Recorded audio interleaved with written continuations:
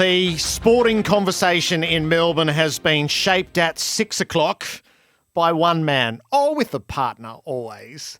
But when Gerard Healy speaks at 6 o'clock, that's where your whole day comes into sharp focus. For all the discussions that have been running, how does it distill? What's the essence of the day? What is the number one thing that you need to know about sport in this town? From November, Sportsday will move to SEN and Gerard Healy will remain at the helm of it, as he has done since the mid-90s. So, Gerard, I say congratulations and a very firm welcome.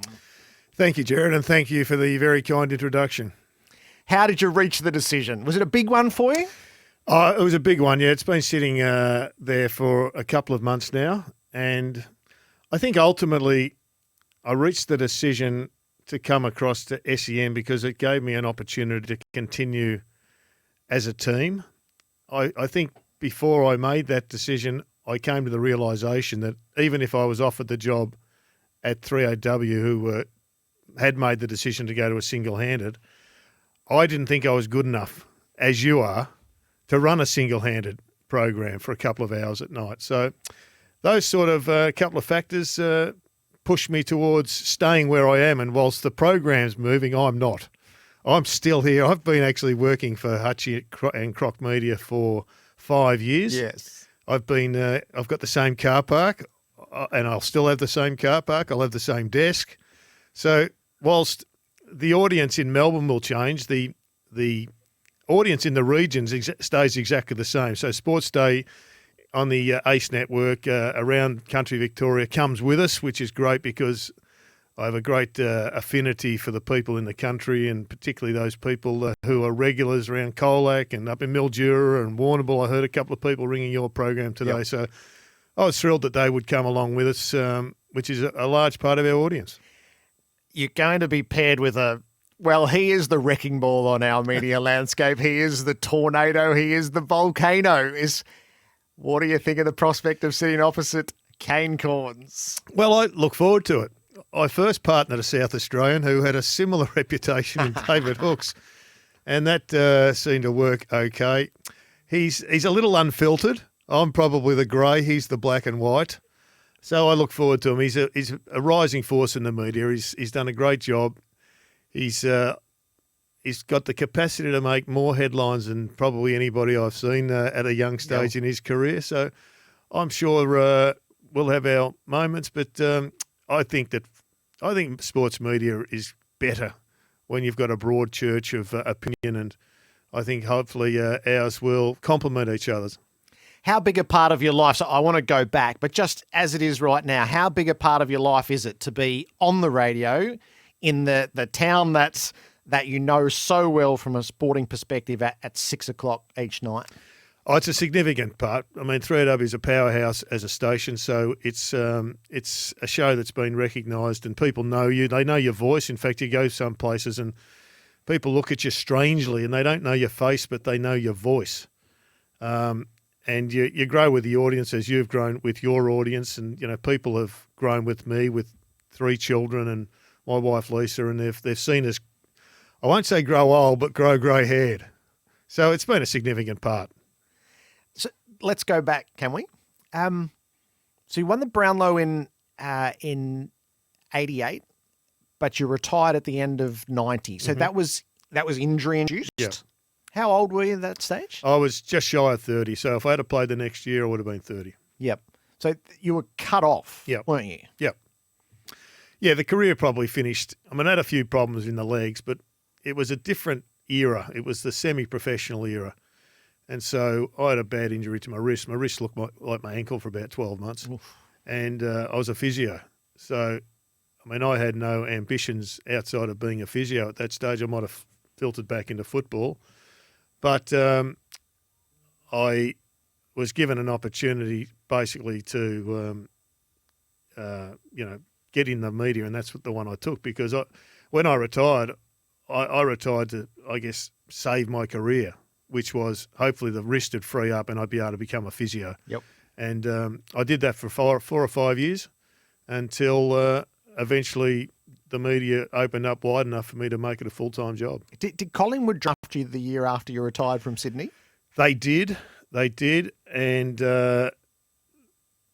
well, we didn't really hear too much more about it. I thought they were going to ring me, and Lee thought I was going to ring them, but it didn't quite get there, even though I don't think it would have borne much fruit.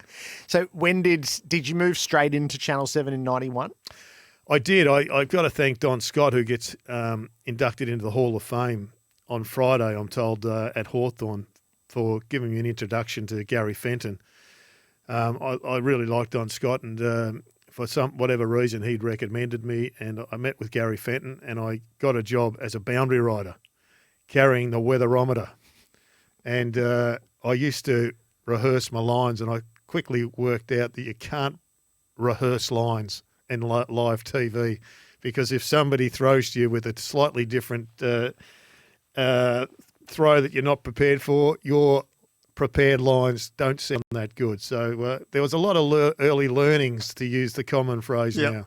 You're a dipper before dipper. Yeah, I had a couple of dipper-isms, and Dipper took over well and truly. And in fact, it was one of the great times of my career working with Dipper. We had a great bond. We, in a previous era, we used to have a quaddie on the games that we were looking at, and we spent a long time on the road together and built a big friendship. What was the key fixture at that stage? Was it Sunday afternoons in Sydney? Was it Friday night at that point? What was? I think it was just Saturday afternoons. Right. I mean, we were flying. I'm not sure even in my first year, it wouldn't have been. Might have flown a few times over to Perth, but I can't remember, to be honest, Gerard. But I mean, I can still remember doing boundary riding at all the old grounds, Windy Hill and the Whitten Oval, down at Geelong, and they were old-fashioned footy grounds back then, and it was a learning experience, because you had to learn on the job. There were so many professional guys that preceded you, like Peter Landy and Sandy Roberts, Drew Morfitt, Bruce McAvaney. I mean, all the great names that you see on the replays these days were the guys that I answered to down on the boundary line. So you've done media for nearly 3 times as long as you played footy now. When you got a taste of it, what was it? Can you recall what it was that really started to appeal to you about it? I was probably opportunity more than anything. I'd never really considered a media career. In fact, it was the only, the call from Don Scott that gave me the opportunity. Gary Fenton gave me the job. But then, I mean, I was still very much part-time. I would work in the physio for 6 hours on Saturday morning, get there about 7 o'clock, say out by 12, so 5 hours, and then charge up to whichever ground the game was on. So it was just a part-time job.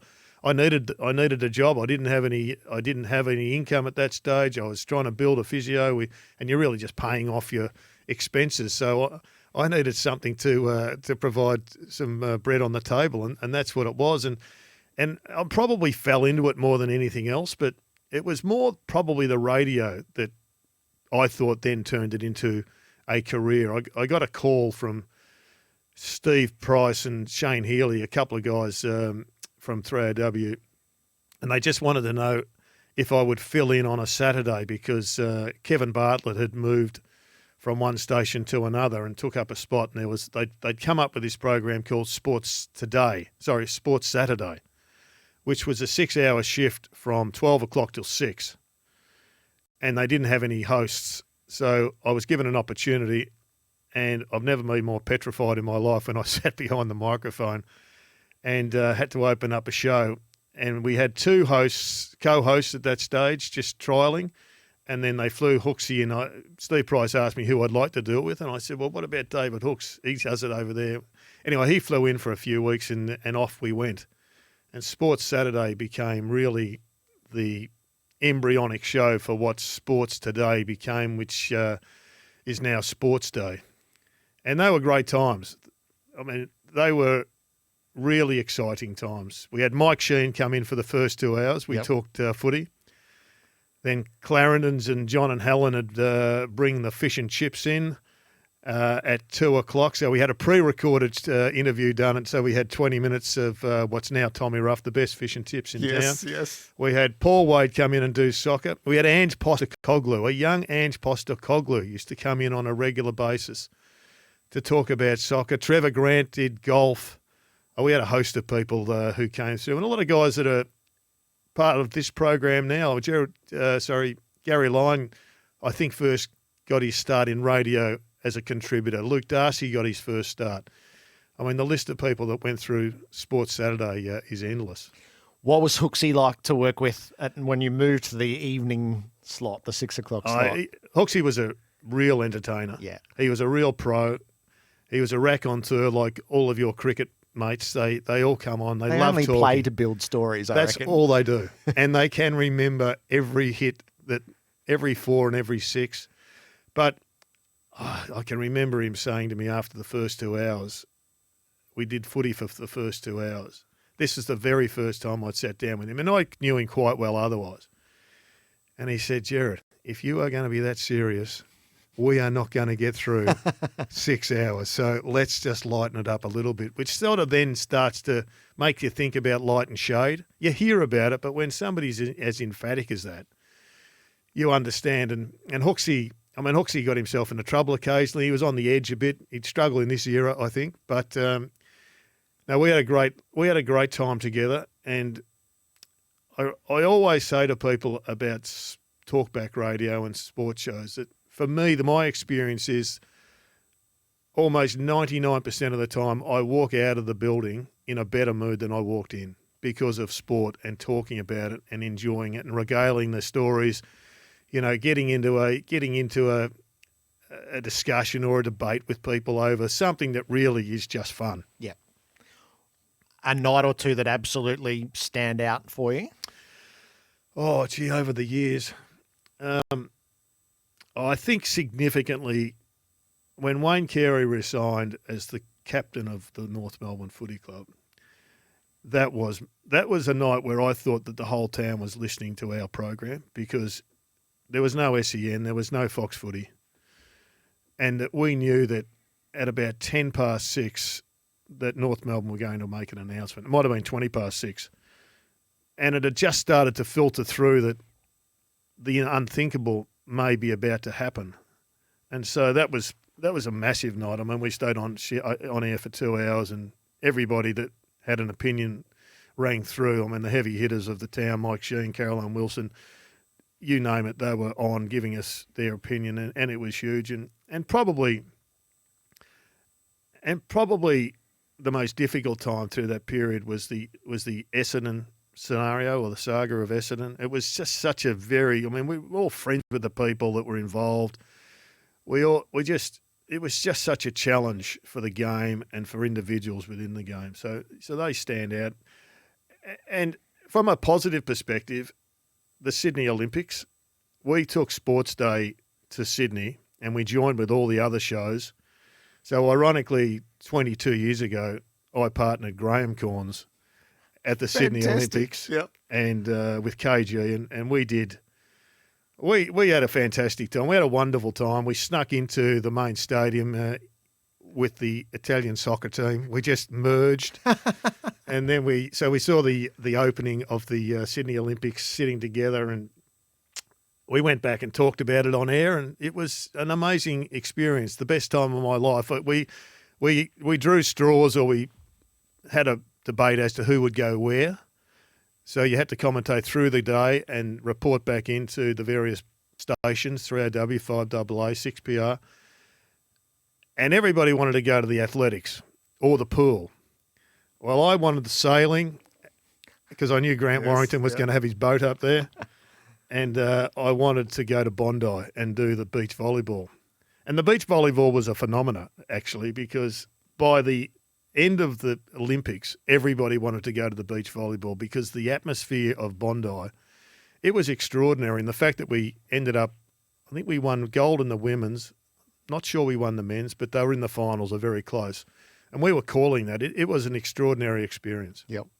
I should have asked you this beforehand because instant recall. Is there ever an interview that went completely awry on you, or one that absolutely sticks in the mind all these throughout the years?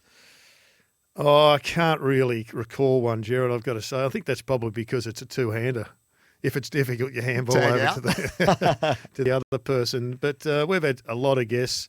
I learned a lesson very early in life because you're trying to make the best show. And Jackie Woodcock, it might have been Rod Law at the time, had organised for us to do an interview with Carl Lewis. And the only time we could do it was to come in here at 3 a.m. in the morning. It took a lot of convincing, but eventually I was convinced. Yep. So in we came for the betterment of the program. We're trying to build a brand and build a program. It was early days. Well, Hooksy and I sat there from 3 o'clock till 4 a.m. And at that stage we said, "Up you, Carl. You're not worth it." So that then also said to me that, your guests are fantastic, but one of the strengths of Talkback Radio is the callers, and it's also the contributors, the regular contributors. You build the bond, and sometimes the famous people are fantastic, and sometimes they let you down. But the people around you don't let you down normally. How have you seen, I think, footy in particular grow? So you've been in it while the saturation of footy has grown. You're part of both iterations of Fox Footy. Yep. You're part of 7, you're part of 9. You've been part of AW and Sportsday as it's grown, and now with us on Friday nights on AFL Nation. How would you say the breadth and depth of the coverage of footy has grown in your time in the media? Oh, it's exponential. I don't think it will ever grow as quickly as it has done over the last 10 to 15 years. I mean, the very fact that you can analyse things via computer, and let's talk about on TV. We saw that through my time on the couch where, we were doing squiggly things on computer screens when we first had that capacity at Channel 7. And you were just drawing X's and O's. But then all of a sudden, with the intelligence and the power of the computer and the operators, you could do just one that I was involved with, the Weagle's Web, and just show exactly how it moved. I mean, Pagan's Paddock would have even been better to be able to describe it when Carey was controlling the back end of the MCG. But, I mean, those things I think have been able to bring people with us. And I think a lot of the times as commentators, I've felt that a lot of commentators started talking about tactics that were generations ahead of what people's understanding were a decade ago, because you couldn't see it. But once it was computerised and you could see it on the TV properly, then everybody just caught up really quickly. And the champion data stuff was miles ahead of people's understandings. And yet now I think everybody's on board with the way the game is analysed. And I listen to David King and Joey Montagna and guys that are really on top of the champion data stuff. That was like French, I think, to a lot of people a long time ago. Right now, it's part and parcel. We don't talk about matchups anymore. We talk about whether or not the turnover game is right or the stoppage game is okay. And you don't have to explain that. Everyone understands that, but that wasn't the case a decade ago. So we've had an exponential shift in language, in visuals, I think in the capacity for fans to communicate with each other and with people that are talking about it at a professional sense, which I think has just enhanced the game and made the game so much bigger. So the game is so much different from the one that you played. Do you still enjoy it? I do. I love the game. I love it more now than I did 5 years ago. Yep. And you know this, I've been a strong advocate for setting the Sherrin free. And I think some of the rule changes that Steve Hocking brought in, and I think an undersold factor is I think the coaches have really got on board and realised that the Richmond method, which was probably the Geelong method before that, and now the Melbourne method, and now the Collingwood, Geelong, everybody it seems is on board to a degree. Let's move the ball fast if we can move it fast. And to me, that's the game. Fast-moving footy with, a little bit of control, but that was always around, but not slow-moving footy, which personally bored me, but I understand it's a broad church out there. Yep. Some people love it, but to me, our game is best when it's played fast and it brings the forwards in. I mean, the demise of the full forward happened when the ball went slower from the half-back line. Statistically, we can show that, and we have done over the years. It's now pinging off that half-back line again. Even last Friday, we saw Buka Karmas come into the centre half-back position. You got Bailey Dale coming off. They are running hard, shooting darts into the forward line. And if you can't stop them, all of a sudden the key forwards come back into play.